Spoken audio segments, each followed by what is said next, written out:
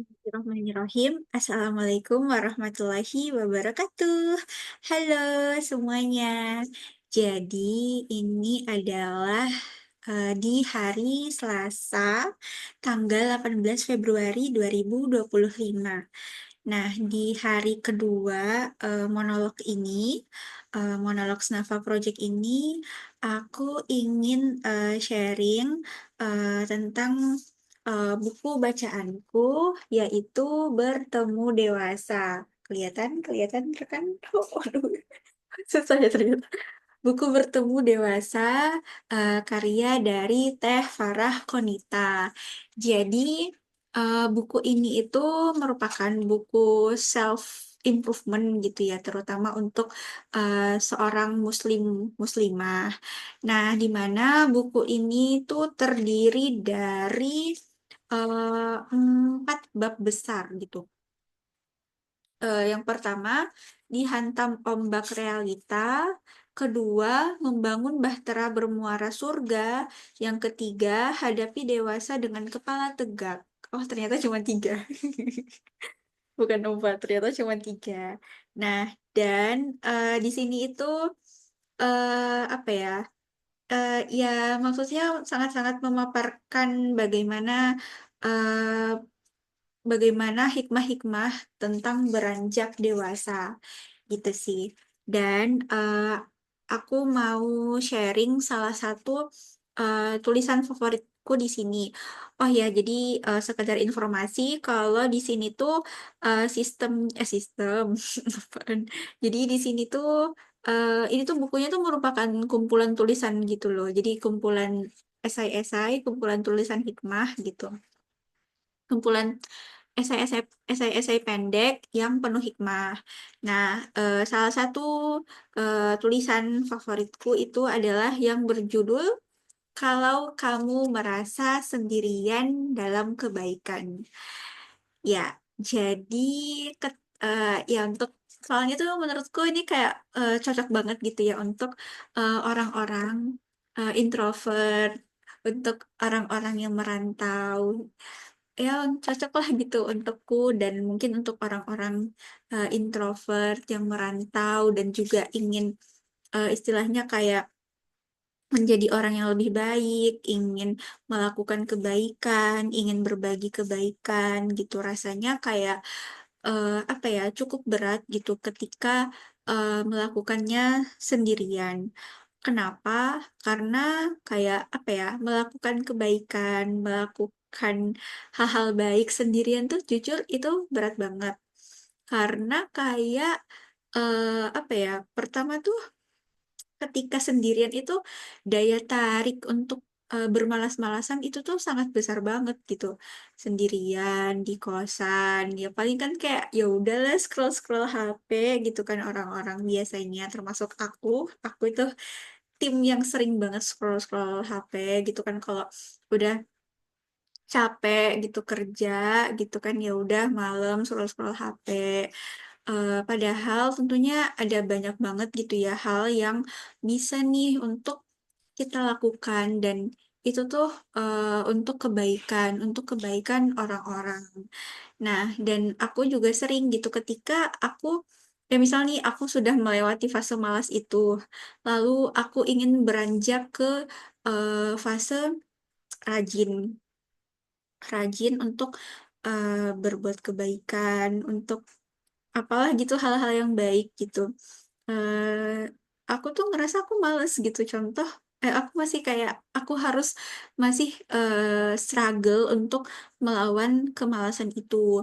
Kayak misalnya nih, aku mau ikut volunteer gitu, ikut volunteeran, ikut kegiatan relawan. Itu aku sangat ya dengan aku yang kecenderungannya itu pendiam, terus kayak emang sebenarnya itu nyaman aja gitu di dalam ruangan dan sendirian gitu kan. Untuk melakukan kebaikan di luar dan bertemu dengan banyak orang itu tuh kayak membuat aku sebenarnya kurang nyaman gitu. Dan aku tuh kayak pengen aja gitu, kayak aku udah punya teman akrab yang seenggaknya tuh dengan dia aku nyaman gitu loh. Nah, cuman kan ketika melakukan kebaikan dan bertemu dengan orang-orang baru, melakukan kebaikan yang istilahnya tuh kayak memulainya tuh sendiri gitu. Terus di sana kamu bertemu dengan orang baru, terus kayak dan aku ngerasa kayak yang em, aku awkward apa segala macem gitu ya. Itu tuh sebenarnya sering banget aku rasain gitu. Dan di tahun 2025 ini sih, tahun 2024 ya aku sering banget merasakan kayak gitu. Lalu di tahun 2025 ini aku insya Allah gitu akan mencoba untuk lebih sering lagi, lebih sering lagi untuk menceburkan diriku ke kegiatan-kegiatan kebaikan, ke kegiatan-kegiatan positif. Supaya apa? Supaya aku bisa semakin memperluas kenyaman, memperluas zona nyamanku kayak gitu sih. Jadi ya gitulah. Nah, em, oh iya, jadi mungkin konteks juga ya. Jadi itu dulu waktu zaman kuliah ya. Zaman kuliah itu aku punya teman-teman, punya circle, punya sahabat yang Masya Allah gitu, sangat-sangat mudah untuk kami tuh saling mengajak dalam kebaikan. Contoh kayak saling mengajak dalam ikut kajian, ikut tarbiyah, lalu misalnya ikut lomba, ikut kegiatan ini itu yang positif, ikut seminar apa segala macam gitu. Di zaman kuliah itu menemukan teman-teman, sahabat-sahabat yang seperti itu tuh insya Allah tuh lebih mudah gitu. Di lebih mudah di zaman kuliah gitu ya. Nah, ketika setelah aku bekerja dan aku ya mungkin karena latar belakangnya beda, mungkin prioritasnya juga udah beda.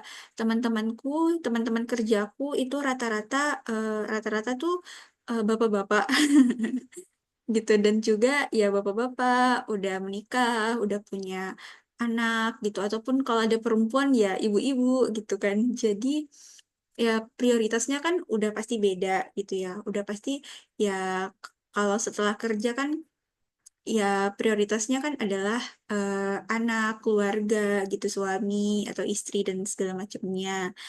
Nah, sedangkan aku tuh masih sendiri gitu kan. Nah, aku tuh kadang kayak pengen eh, bisa punya temen yang aku tuh yakin gitu kalau misalnya aku ajak untuk kayak yuk kita ikut kegiatan ini yuk gitu. Temennya itu mau gitu tapi kan aku juga melihat ya kondisi eh, di tempat kerjaku seperti apa maksudnya ya teman-temannya ya aku ya maksudnya ya sadar sendiri lah gitu kan nggak mungkin juga kan aku ngajak untuk ikut kegiatan bla bla bla bla gitu di saat teman-temanku sudah berkeluarga seperti itu jadi di aku ngerasa kayak aku sendirian gitu loh. Kayak gitu sih tapi ya meskipun ya sendirian gitu ya aku juga ya beberapa kali kok gitu pernah ikut kegiatan-kegiatan yang positif ya meskipun sendirian gitu tapi itu lagi balik lagi ke perasaan yang kurang nyaman itu dan di tahun 2025 ini aku ingin memperbaikinya supaya aku tuh bisa memperluas zona nyamannya.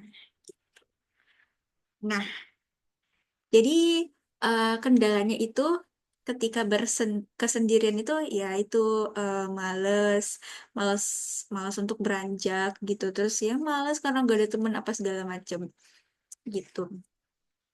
Sampai aku menemukan tulisan yang berjudul ini, yang tadi itu ya kalau kamu merasa sendirian dalam kebaikan. Em,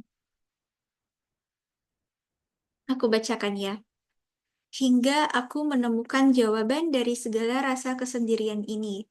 Ternyata di dalam Al-Quran, surga untuk orang yang bersegera dalam kebaikan lebih luas daripada orang yang berlomba dalam kebaikan. Bisa cek kajian tafsir Ali Imran ayat 133 dan Al-Hadid ayat 21. Allah sediakan Allah sediakan surga seluas langit dan bumi untuk orang yang bersegera dalam kebaikan. Sedang untuk yang berlomba dalam kebaikan seperti hanya seperti luas langit dan bumi. Oh, hanya seperti. Jadi ada kata sepertinya gitu. Nah, kenapa? Karena bersegera dalam kebaikan itu lebih sulit. Kalau berlomba, kita masih punya kawan untuk saling memotivasi, punya atmosfer kebaikan yang kondusif, punya juri atau supporter yang akan menyemarakkan gerak-gerak kita.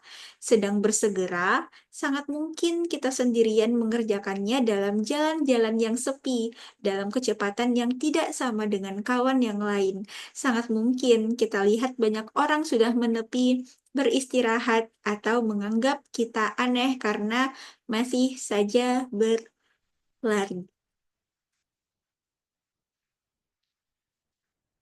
Ya, jadi di konteks tulisan ini, jadi Teh Koon itu eh, setelah menikah dan punya anak itu merasa kalau terbatas gitu ya ruang geraknya eh, untuk berbuat kebaikan seperti itu, untuk bersegera dalam kebaikan. Nah, tapi ketika kita sendiri gitu ya, mungkin istilahnya tuh kalau sendirian itu kayak yang berat banget rasanya. Nah, tapi yang perlu diingat adalah ketika kita sendirian, ketika kita bersegera dalam kebaikan, itu tuh sangat mungkin gitu ya kalau kita itu sedang sendirian, di posisi sendirian. Karena kayak yang bersegera, ayo, ayo, ayo gitu. Kalau kepikiran terlintas di dalam pikiran untuk melakukan kebaikan, ayo bersegera gitu. Dan mungkin ya itu posisi di saat kita sedang sendiri gitu. Mm-mm. Dan itu sangat relate bagiku, sangat relate untukku yang merupakan seorang perempuan yang seorang perempuan yang merantau, yang jauh dari rumah, yang istilahnya kayak sahabat-sahabat yang deket-deket banget tuh, ya di kampung halaman gitu sebenarnya. Nah, tapi nggak apa-apa, tetap bersemangat ya, Cica, untuk melakukan kebaikan, karena yaitu ada keutamaan di dalam bersegera dalam kebaikan. Gitu sih. Jadi, meskipun saat ini sendiri gitu ya, mudah-mudahan kamu bisa terus bersemangat dalam kebaikan Cica dan juga mudah-mudahan kamu bisa menemukan orang-orang yang sefrekuensi dengan kamu yang akan berpartner dengan kamu untuk menjadi orang-orang yang bersegera dan berlomba di dalam kebaikan. Iya, em, mungkin itu aja yang bisa aku sampaikan pada malam hari ini. Mohon maaf atas salah-salah kata dan terima kasih banyak karena sudah mendengarkan. Wassalamualaikum warahmatullahi wabarakatuh.